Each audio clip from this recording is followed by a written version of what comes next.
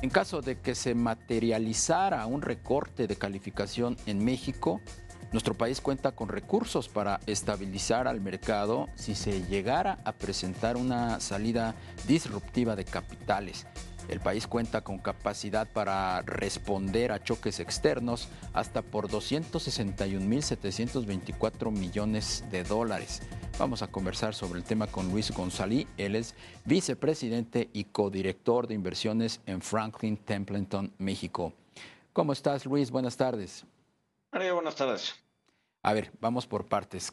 ¿Qué tan factible es que México pierda la nota, la calificación soberana? Ya.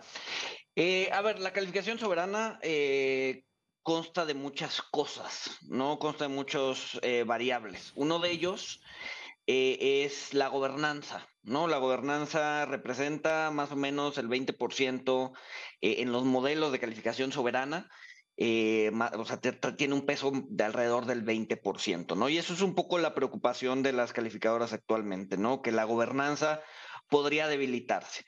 De por sí, hoy en algunos modelos de calificación crediticia, la gobernanza ya es baja, ¿no? La capacidad de gobernanza ya es baja. De hecho, por ejemplo, hablando particularmente de Fitch, que es el que nos tiene más abajo en la calificación, dice que el nivel de gobernanza es similar a los países con calificación B, es decir, 6 niveles abajo de donde estamos ahorita. Hay cosas positivas en la calificación crediticia de México, por ejemplo, que no tenemos tanta deuda como los países que están calificados igual que nosotros, que la mayoría de la deuda que tenemos es interna, no externa, y eso ha ayudado a equilibrar un poco la balanza, y es por eso que hoy estamos en promedio en triple B. Sin embargo, si empieza a haber eh, pues un deterioro de ciertas variables, gobernanza, por ejemplo, pues eso podría presionar la calificación a la baja. ¿Cómo está perdiendo México la gobernanza? Eh, ¿Cómo se está debilitando la gobernanza en el país? Pues en esencia es un tema de debilitamiento institucional,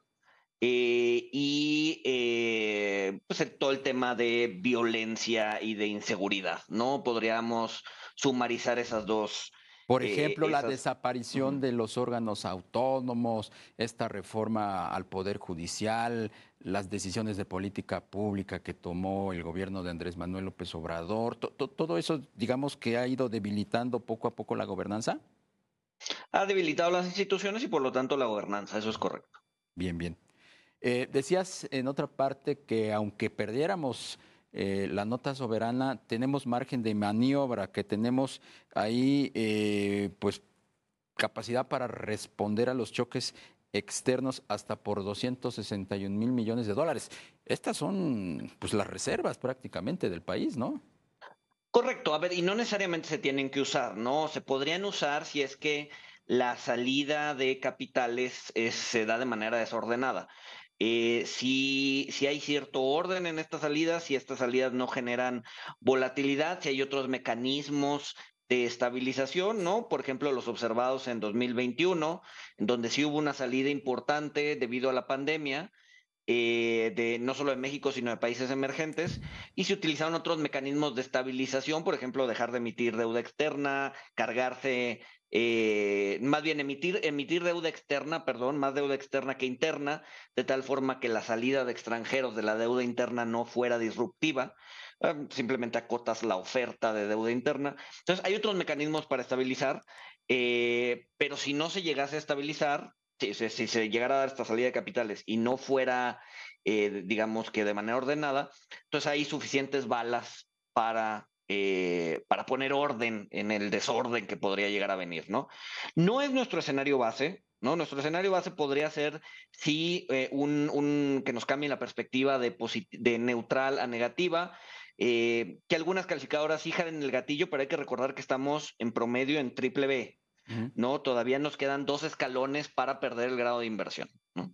Sí, eso es Y importante el, de destacarlo, que todavía tenemos 2 escalones más para no caer en ese nivel crítico. Eh, Hoy por hoy, ¿ustedes están observando salida de capitales a poquito más de 2 semanas o 2 semanas de que la presidenta Claudia Sheinbaum tomó el mando del país? No, y a ver, y los datos generalmente esos datos los provee el Banco de México y los provee con un rezago de 15 días, ¿no? Entonces, si realmente algo sucedió a raíz de la toma de posesión, lo vamos a empezar a observar apenas en estos días.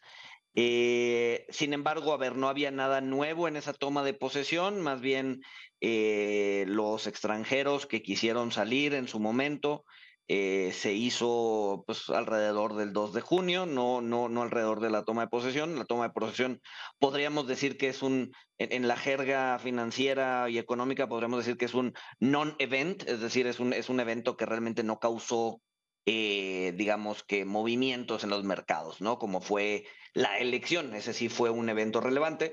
La toma de posesión no, entonces no deberíamos ver salidas adicionales relacionadas a la toma de posesión, ¿no? ¿Qué te han parecido estos mensajes que en los últimos días ha enviado la presidenta Sheinbaum y su equipo? Esto de pues establecer estas mesas de diálogo con los interesados en invertir en hidrocarburos para analizar la reforma energética, la discusión y las mesas también en torno a las leyes secundarias de la reforma judicial, el mensaje que apenas el martes envió a los miembros del American Chamber que estuvieron en Palacio Nacional. ¿Con qué te quedas? ¿Cuál es tu percepción? Pues a ver, definitivamente es un mensaje mucho más conciliador, ¿no? Incluso en la cápsula antes de que yo entrara, ¿no? La noticia de Altagracia diciendo que pues, el gobierno no puede solo, necesitan de la iniciativa privada. O sea, que tengan bien claro eso, creo que es interesante, creo que es importante y creo que va a abrir puertas para que pues, la iniciativa privada también pueda jugar y pueda ayudar no solo a reactivar el tema de inversión, que pues obviamente se cayó después en el segundo semestre, después de la elección, sino que además pues puede ayudar a que el crecimiento potencial sea mayor que el que tenemos ahorita, ¿no? Entonces, yo creo que lo tienen claro. Yo creo que los mensajes conciliadores han ayudado a generar cierta certeza. Sin embargo, bueno, pues todavía hay muchas cosas en juego. No le queda claro al mercado cómo va a funcionar la reforma judicial. Todavía no queda claro si se van a animar a eliminar algunos órganos independientes o no, autónomos, y una vez digamos que los eliminen, pues, cuál va a ser la capacidad de los órganos pues, que van a supervisar esos huecos que van a dejar los organismos autónomos, pues en qué capacidad lo van a hacer, ¿no? Entonces todavía quedan muchas incógnitas. Mientras esas incógnitas no se resuelvan, pues yo creo que vamos a seguir viendo a una inversión un poco celosa para entrar a México. Eh, y pues sí, necesitamos disipar esa. Tú que estás en la línea de batalla frontal con los inversionistas financieros, ya hemos hablado de los mensajes que envió la presidenta Sheinbaum estos días, de las declaraciones de Altagracia, de estas mesas de trabajo, y aún así hay pues incertidumbre entre los inversionistas y los financieros. ¿Qué es lo que necesitan tener para garantizarse la seguridad de que efectivamente pues México va a ir por un camino en donde se va a privilegiar pues los intereses del sector privado y las inversiones de los extranjeros? A ver, creo que lo más importante son reglas claras, ¿no? Mientras las reglas no estén claras, independientemente de cuáles sean esas reglas, mientras las reglas no sean claras, la gente no se anima a participar porque no sabes qué juego estás jugando. En el momento en que las reglas sean claras, y por eso hablaba de la reforma judicial y por eso hablaba de los organismos autónomos, mientras no sepamos hacia dónde va eso o cuáles son las reglas con las que el inversionista va a tener que jugar, pues obviamente pues se detiene la inversión. En el momento en que las reglas sean claras, ya el inversionista decidirá si quiere o no jugar ese juego, pero por lo pronto la incertidumbre paraliza paraliza inversiones. Hablabas de que estamos justo en la línea de batalla, justo hace poquito algo positivo o algo que le veo mucho valor en Franklin Templeton, que es donde trabajo, es que es una empresa global.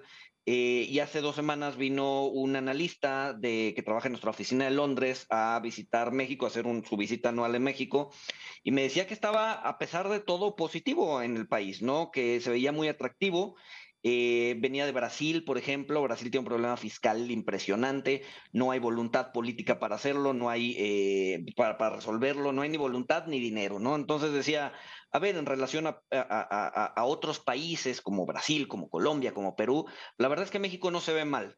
Eh, yo más que rezago diría que estamos perdiendo oportunidades, ¿no? Cada día que no se resuelven estas reglas, cada día que no se clarifican estas reglas, pues es un día que perdimos la Sí, oportunidad de atraer inversión, ¿no? Entonces, más bien justo. estamos hablando de un escenario de oportunidades perdidas. Justo lo que decía en nuestra nota anterior Carlos Slim, ¿no? Ahora que le pusieron ese doctorado.